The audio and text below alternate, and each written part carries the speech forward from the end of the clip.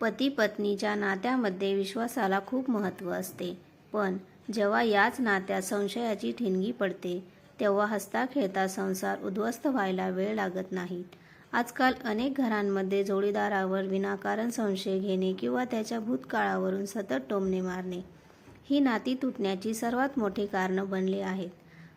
पण हाच संशय किंवा टोमणे कधीकधी समोरच्या माणसाला मानसिकदृष्ट्या इतके छळतात की त्याच्या सहनशीलतेचा अंत होतो. हीच चूक एका पत्नीच्या हातून घडत होती. रात्रीचे 11:30 वाजले होते. स्वाती आपल्या पतीवर अविनाशवर प्रचंड ओरडत होती. अविनाश ऑफिसचे काम करत होता, पण स्वातीने त्याचा फोन हिसकावून घेतला आणि म्हणाली, "तू माझ्यापासून काहीतरी लपवतो आहेस. तुझा स्वभाव इतका कडक आणि रागीट का आहे? नक्कीच तुझे बाहेर काहीतरी सुरू आहे." अविनाश शांतपणे म्हणाला, "स्वाती, माझ्या ऑफिसमध्ये खूप टेन्शन सुरू आहे. प्लीज संशय घेऊ नको."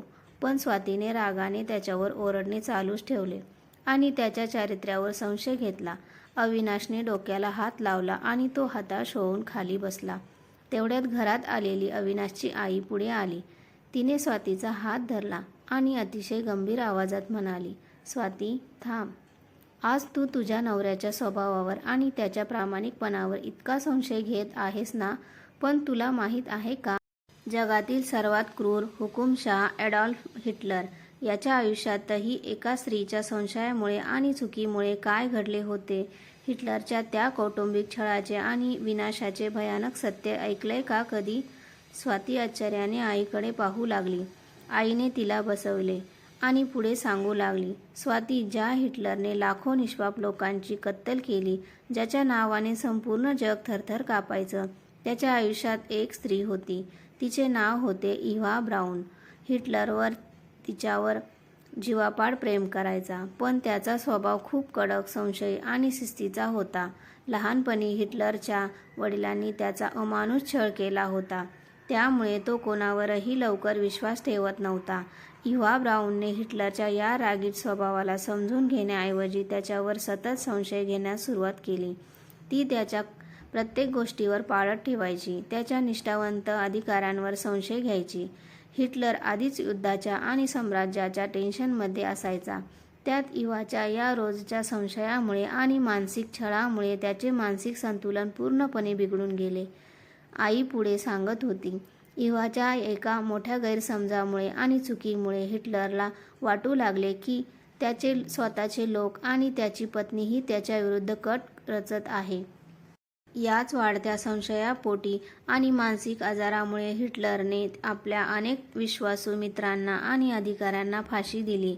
त्याचा संपूर्ण जगावरील विश्वास उडाला. जो माणूस संपूर्ण जगाला हरवायला निघाला होता, तो स्वतःच्याच घरात संशयाच्या जाळ्यात अडकून पूर्णपणे हरला होता." आणि शेवटी काय झाले?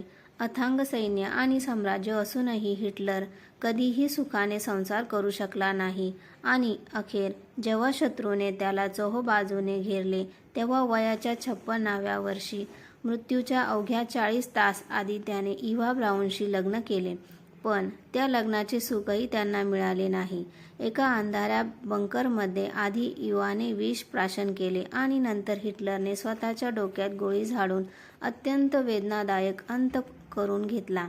जगाचा इतिहास सांगतो की जर त्याच्या नात्यात संशयाऐवजी एकमेकांना समजून घेण्याची भावना असती तर कदाचित हिटलरचा मानसिक छळ झाला नसता आणि त्याचा अंत इतका भयानक झाला नसता. हिटलरचा हा इतिहास ऐकून स्वातीच्या अंगावर काटा आला. तिच्या हातातील अविनाशचा फोन गळून पडला. आईने स्वातीच्या खांद्यावर हात ठेवला आणि अतिशय भावूक आवाजात म्हणाली, "स्वाती, पुरुषाच्या कडक किंवा रागीट स्वभावामागे नेहमी त्याची फसवणूक किंवा बाहेरचे अफेअर्स नसते. अनेकदा ऑफिसचे टेन्शन, कौटुंबिक जबाबदाऱ्या आणि मानसिक दडपण असते. अशा वेळी पत्नीने नवऱ्यावर संशय घेण्याऐवजी त्याला मानसिक साथ दिली पाहिजे. जर पत्नीच घरात संशयाचे भूत उभे करेल तर तो माणूस बाहेरच्या जगाशी कसा लढणार? संशयाने संसार जोडला जात नाही, तर तो आतून पोखरला जातो आणि एका भयानक विनाशाकडे घेऊन जातो." आईचे हे शब्द स्वातीच्या थेट काळजाला भिडले. तिला आपल्या संशयी स्वभावाची आणि चुकीची खूप लाज वाटली. तिचा गैरसमज पूर्णपणे दूर झाला होता. ती हळूच उठली. हताश होऊन बसलेल्या अविनाशजवळ गेली. त्याचा हात आपल्या हातात घेतला आणि तिच्या डोळ्यातून पश्चातापाचे अश्रू वाहू लागले. स्वाती म्हणाली, मला माफ करा. मी कामाच्या टेन्शनला तुमचा संशय समजू बसले. यापुढे मी तुमच्यावर कधीही संशय घेणार नाही. अविनाशने तिच्या डोळ्यातील अश्रू पुसले आणि त्याच्या संसारातील गैरसमज कायमचा संपला. मित्रांनो, पती पत्नीचे नाते विश्वासावर टिकते, संशयावर नाही. तुमच्या जोडीदाराला संशयाने छळण्याऐवजी त्याच्या पाठीशी खंबीरपणे उभे राहा. स्वातीचा गैरसमज तर दूर झाला, पण आजच्या प्रत्येक जोडप्यापर्यंत हा संदेश पोहोचवण्यासाठी हा व्हिडिओ जास्तीत जास्त शेअर करा आणि आपल्या मराठी आईची रिॲक्शन चॅनलला सबस्क्राईब करायला विसरू नका. धन्यवाद.